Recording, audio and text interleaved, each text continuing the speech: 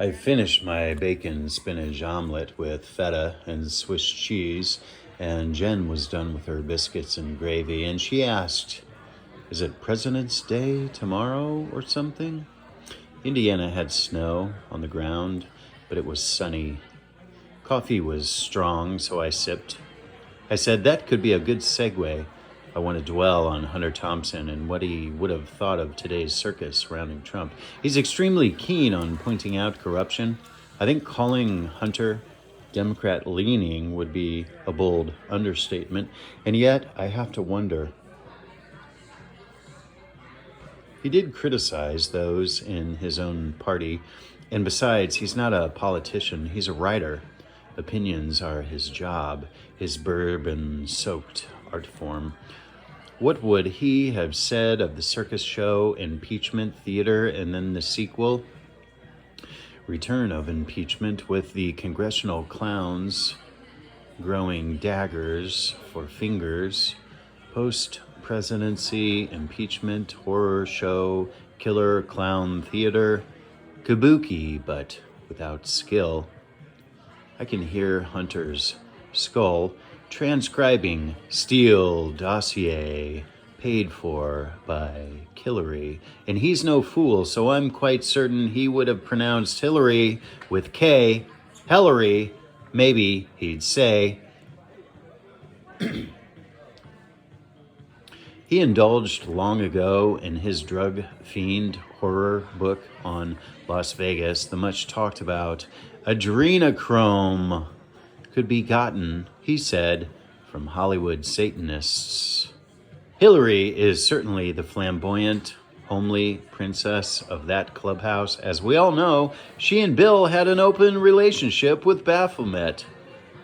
Did Hunter and Bill ever pick up neon fishnet hookers together on the Strip?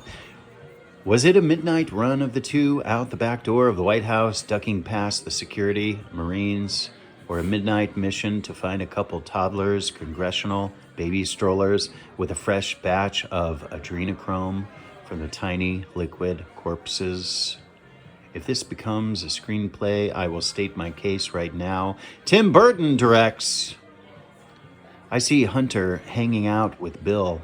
Trump doesn't even drink. I see Hunter hanging out with Bill. Trump doesn't even drink. I don't see that sitting well with Hunter, and hanging out with a household name doesn't exactly sound like Hunter Thompson's biggest joy. I don't see him liking Donald Trump. No. And pro wrestling, I'm thinking, would have interested Hunter less than a Hyundai commercial. My computer spells Hyundai flawlessly. Rotten bastards. Scandalous day trippers. Hunter, he liked to label. Swine was a favorite. Don't you see him calling Trump that?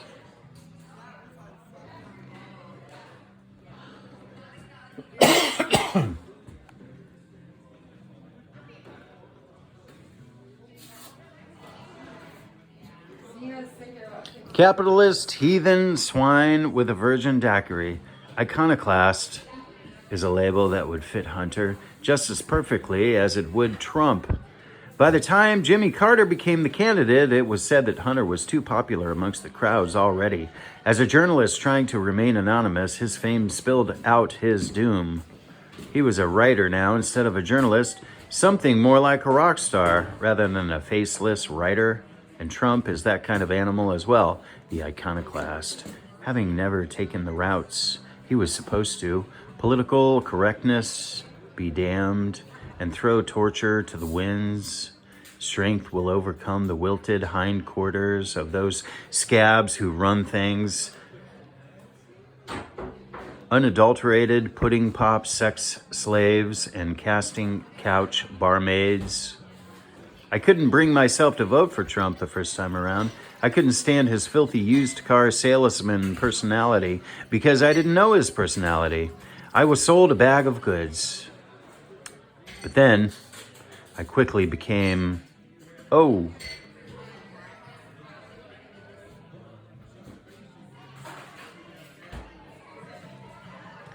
I quickly came to understand that if I don't care that much, I can be dissuaded easily if I'm not paying attention and hypnotized by the mainstream jackals masturbating for ratings.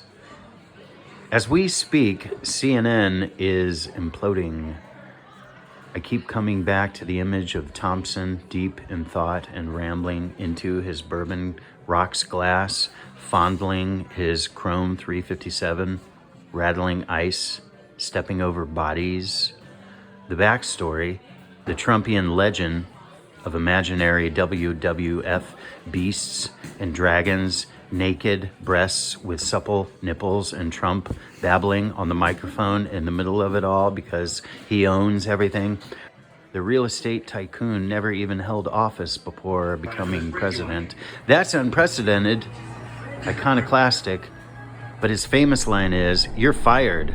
So the American people said yes to that. Congress should be quivering. He could have had an incredible amount of fun writing this president into fantastic horrors. And if it wasn't blood-soaked with disdain, I wouldn't trust him. It wouldn't be Hunter. He would tell his truth. Trump tells his truth. Lay the balls on the chopping block. Throw mama from the Trump train. George Carlin might also have to contend with some cognitive dissonance from the other side of the grave. Strange how much prude nose looking downward comes from the left. Now, how could anyone with discerning critiques not notice their ridiculousness in the face of the first independent president we've ever had? Today, the left is the worst mix of ravenous corporate stooge fascism the world has ever seen, and they don't even seem to notice this about themselves. Mirrors have been banned. Bill Maher is waking up. Cats and dogs living together. Pandemonium. And these fucking masks mandating chemical injection, and I wonder if Hunter would be making note of this Soviet-style dream future they try to inject upon us, even the kids of 5, from 9/11, The Inside Job, to this current comedic opera, The Inside Jab. That is the battle over your veins. Today, the politicians want to be inside your body, literally, and I mean literally, not like a millennial literally, which literally means the opposite of literal. The showers at Auschwitz come to mind, and I'm still thinking of the millennials. But those politicians, they too have gold shower faucets. Rumor has it some people don't believe that Hunter offed himself, but rather was suicided in typical some people don't believe that Hunter offed himself, but rather was suicided in typical Hillary fashion. He was being silenced about the inside job that horrible day in 2001. I don't say I agree with this particular conspiracy theory, but they say he had announced to people that he was going to expose government involvement with that historical event. The story makes sense. Plenty of people have been silenced, people with a voice, but Hunter was very deliberate about announcing his future suicide. His funeral was planned, which, by the way, was celebrity infused and even paid for by Johnny Depp. I think Hunter was about sustaining an energy level. Being in the moment was because energy is scarce and a prized possession, guarded with your life and manicured, multiplied energy, even when it's chaotic energy. It's energy. Hunter was a light bulb. He was an amplifier. He was high voltage. He's like Trump in that way. They'd get hookers together. In a younger time, perhaps. I'm pretty sure today Hunter Thompson would be like ginger beer, man. Adrenochrome. I'm pretty sure today Hunter Thompson would be canceled by the left, and he'd become my favorite episode of Joe Rogan's and he'd become my favorite episode of Joe Rogan's podcast. What is this shit?